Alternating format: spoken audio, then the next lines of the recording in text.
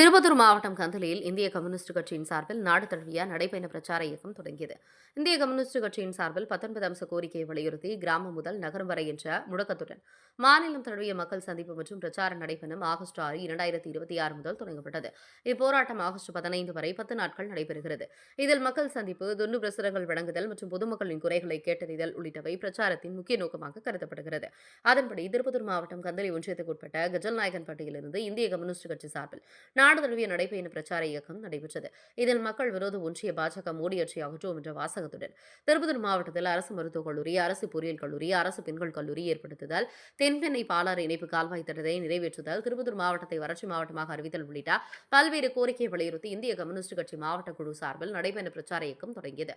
அனைத்து இந்திய மாணவர் மன்ற மாநில செயலாளர் ப. தினேஷ் அவர்கள், சிபிஐ மாவட்ட செயலாளர் எம். நந்தி, விவசாய சங்க மாவட்ட தலைவர் ஏ. சி. சாமிக்கண்ணு, வங்கி ஊழியர் சங்கத்தின் மாவட்ட செயலாளர் எம். சுந்தரேசன், ஏஐடியுசி மாவட்ட convener K. R. Venugopal, CFI ஒன்றிய செயலாளர் ஆர். அண்ணாமலை, சிபிஐ மாவட்ட துணை செயலாளர் கே. சங்கர், நகர செயலாளர் பி. ராஜா, மாவட்ட பொறுப்பாளர் எம். ஜி. தேவராஜ், ஒன்றிய தலைவர் கே. புஷ்பராஜ், சிபிஐ மாவட்ட குழு உறுப்பினர்கள் டி. பெருமாள், டி. ஜெயலட்சுமி, விவசாய சங்க செயலாளர் ஜி. ஆனந்தன், சங்கத்தின் தோழர்களான P. Shanmugam, A. P. Kannan, K. Ganesan, K. Asi Thambi, P. Arunachalam, V. Venkatesan, C. Ponnusamy ஆகியோர் கலந்து கொண்டு நடைபயணத்தில் ஈடுபட்டனர். இந்நிகழ்வில் இந்திய கம்யூனிஸ்ட் கட்சி, இந்திய மார்க்சிஸ்ட் கம்யூனிஸ்ட் கட்சியின் நிர்வாகிகள், தொண்டர்கள் மற்றும் பொதுமக்கள் என 100க்கும் மேற்பட்டோர் கலந்து கொண்டனர். திருப்பத்தூர் மாவட்ட தவசி நியூஸ் மாவட்ட செய்தியாளர் கேப்டன் சி. ரமேஷ். நாங்கள் எங்கள் பயணத்தை தொடங்கி இருக்கிறோம். ஆகவே ஜோலார்பேட்டையில் இருக்கிற இந்த மக்கள், கஜநாயக்கன்பட்டி பகுதியில் இந்த ஊராட்சியில் இருக்கிற இந்த மக்கள் சிந்திக்க வேண்டும். நாம் சந்தித்துக் கொண்டிருக்கக்கூடிய நெருக்கடிக்கு யார் காரணம்? இங்க இருக்கிற ஒன்றிய அரசு. நான் ஒரே ஒரு விஷயத்தை சொல்லி முடிக்கிறேன். நாங்கள் ஆட்சிக்கு வந்தால் ஆண்டுக்கு 2 கோடி இளைஞர்களுக்கு வேலை தருவோம் என்று சொன்னார்கள். அது மட்டுமல்ல, நாங்கள் ஆட்சிக்கு வந்தால் ஒவ்வொரு குடும்ப அட்டைக்கும் 15 லட்சம் ரூபாய் நாங்கள் தருகிறோம் என்று மோடி அவர்கள் சொன்னார்கள். யார் வங்கி கணக்கில் யார் ஒரு 15 பைசா வர வைக்கப்பட்டிருக்குதா? யார் வங்கி கணக்கில் ஒரு 15 ரூபாய் வர வச்சிருக்கிறாங்களா? ஆனா என்ன பண்ணிட்டாங்க? மினிமம் பேலன்ஸ் இல்லைன்னா உங்களுடைய வங்கி கணக்குக்கு பெனால்டி போடுற நிலைமையை உருவாக்கி இருக்கிறாங்க. அது மட்டும் இல்ல, 2 கோடி இளைஞர்களுக்கு வேலை வாய்ப்பு தரேன்னு சொன்னாங்கல்ல. இன்னைக்கு 12 ஆண்டு கால ஆச்சு இல்ல, 24 கோடி இளைஞர்கள் வேலை வாய்ப்புக்கு போயிருக்கணும்ல.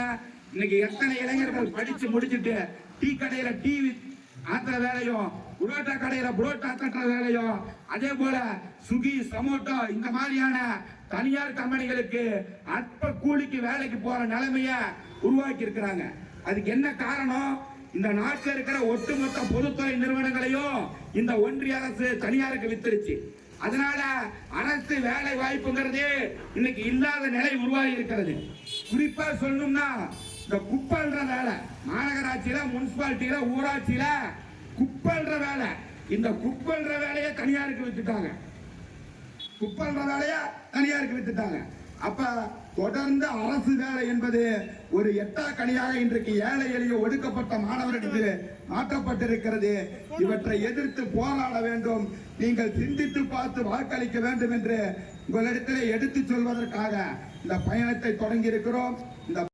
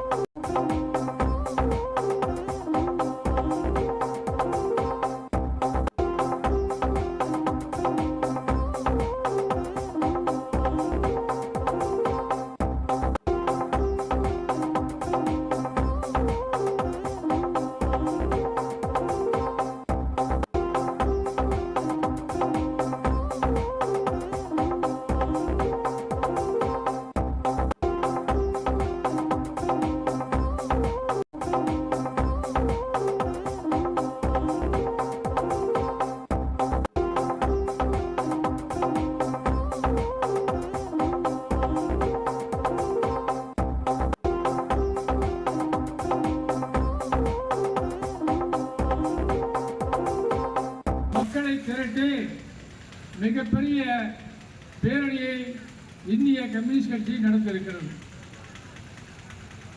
மக்கள் விரோத கொள்கைகள் என்றே கம்யூனிஸ்ட் கட்சி சொல்லுகிறது. மக்கள் விரோத கொள்கைகள் என்ன? இந்த நாட்டில்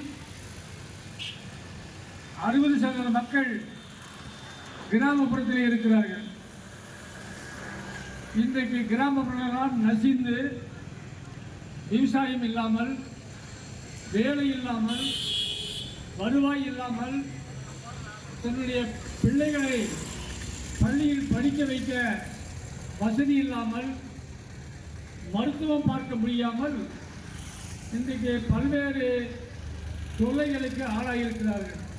நம்முடைய விவசாயிகள் உற்பத்தி செய்கிற விளைபொருட்களுக்கு உரிய விலை இல்லை. இப்போ நாம் போய் ஒரு பொருள் வாங்குகிறோம், ஒரு மிஷின் வாங்குகிறோம், ஒரு எலக்ட்ரிசிட்டி கடைக்கு போகிறோம், ஒரு பம்பு செட்டு வாங்குகிறோம், இல்லை உரம் வாங்குகிறோம், ஏதோ ஒரு பொருளை நம்ம போய் வாங்குகிறோம்.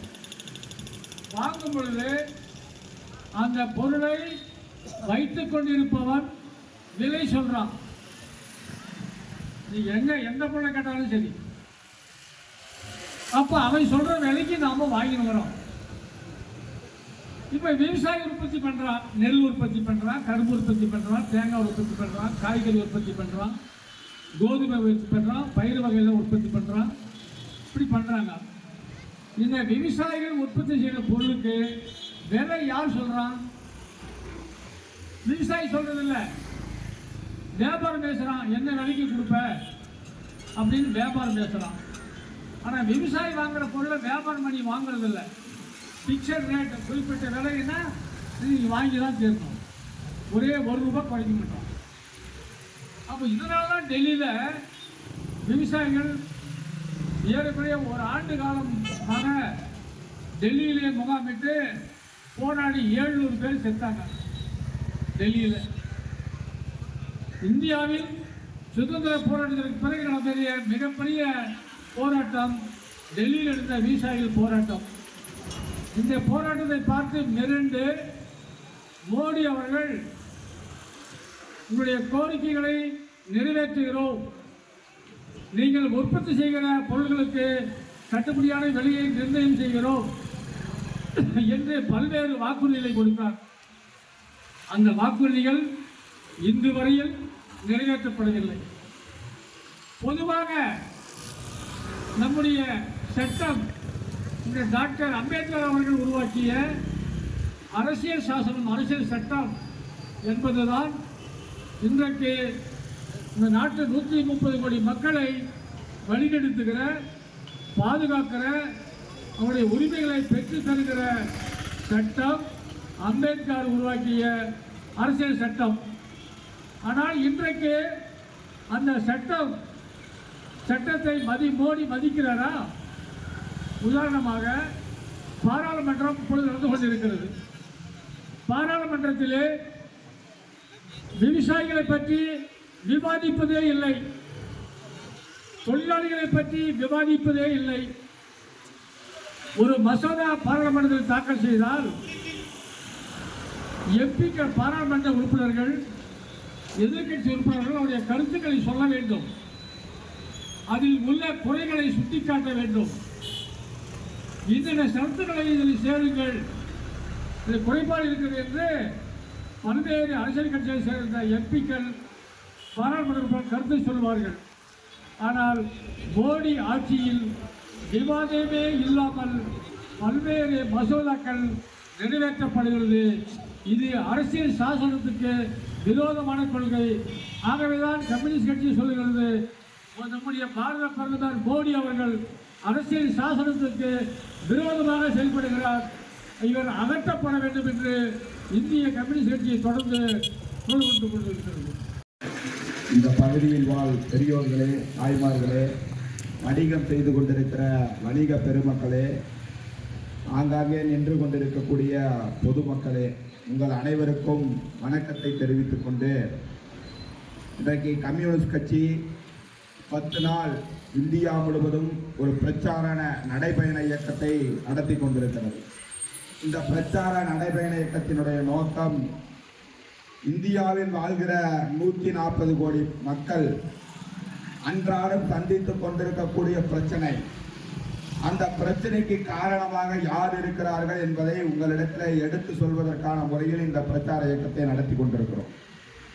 இன்றைக்கு இந்த பகுதியிலே விவசாய தொழிலை நம்பி அல்லது வேறு மாநிலங்களுக்கு தொழிலுக்கு செல்லக்கூடிய நிலையில் நாம் இருக்கிறோம். இங்கே இருக்கிற பொதுமக்களை பார்த்து நான் கேட்கிறேன், இங்கே இருக்கிற வணிக மக்களை பார்த்து கேட்கிறேன். பல ஆண்டு காலமாக, பல வருடங்களாக நீங்கள் வேலை செய்து கொண்டிருக்கிறீர்கள். இரவு 10 மணி 11 மணிக்கு கடையை மூடிவிட்டு வீட்டுக்கு செல்வீர்கள். காலை எழுந்தவுடன் அவசரமாக தயாராகி மீண்டும் வந்து கடையை திறந்து வியாபாரம் செய்வீர்கள். ஏறக்குறைய 10-20 ஆண்டுகளாக நீங்கள் வேலை செய்து கொண்டிருக்கிறீர்கள் என்று வைத்துக் கொள்ளலாம். அதற்கு முன்பு உங்கள் தாய் தந்தைகள் உழைத்தார்கள்.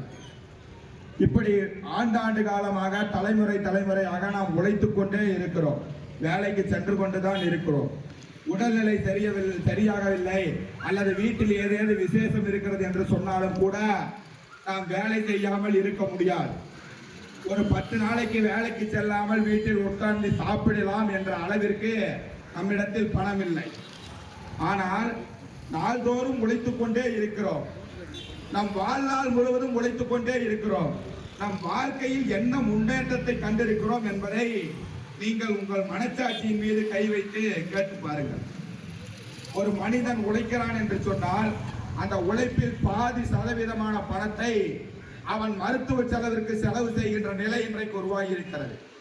அதே போல அவர்கள் பிள்ளைகளை படிக்க வைப்பதற்கு பணத்தை செலவு செய்கிற நிலை இன்றைக்கு உருவாகி இருக்கிறது. இந்த படிப்பையும் இந்த சுகாதாரத்தையும் யார் தர வேண்டும் என்று சொன்னால் நாட்டினுடைய அரசியல் அமைப்பு சட்டம் சொல்லுகிறது. நாம் விடுதலை பெற்ற இந்தியாவில் இன்றைக்கு வாழ்ந்து கொண்டிருக்கிறோம். 79 ஆண்டுகள் ஆகஸ்ட் 15 வந்தால் நாம் விடுதலை பெற்று ஆகிறது.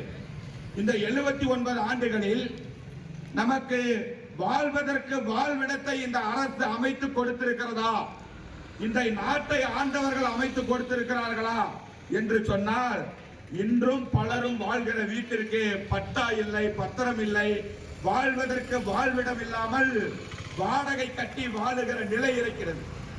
அது மட்டுமல்ல, சுகாதாரம் என்பது மனித வாழ்வின் அடிப்படை தேவையாக இருக்கிறது. இன்றைக்கு பல்வேறு பொருட்களினால் இன்றைக்கு சமூகத்தில் வாழ்கிற மக்களுக்கு பல்வேறு நோய்கள் வருகிறது.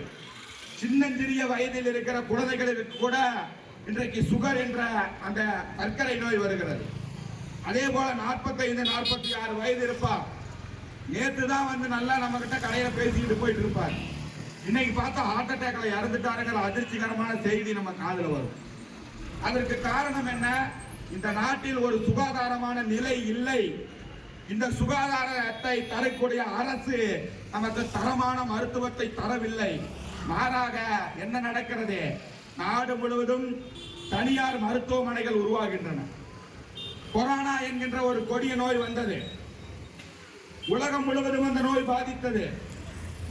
திருப்பத்தூர் நகரத்திலே இருந்த அத்தனை தனியார் மருத்துவமனைகளும் நிரம்பி வழிந்தன. பல்லாயிரம் கோடிக்கணக்கான ரூபாயை கட்டணமாக நம்மிடத்தில் வசூல் செய்தார்கள். இந்த மருத்துவத்தை தரக்கூடிய பொறுப்பு யாருக்கு இருக்கிறது? நாம் பயன்படுத்துகிற மின்சாரத்திற்கு கட்டணம் கட்டுகிறோம். நாம் இருக்கிற வீட்டிற்கு வீட்டு வரி ரசீது கட்டுகிறோம்.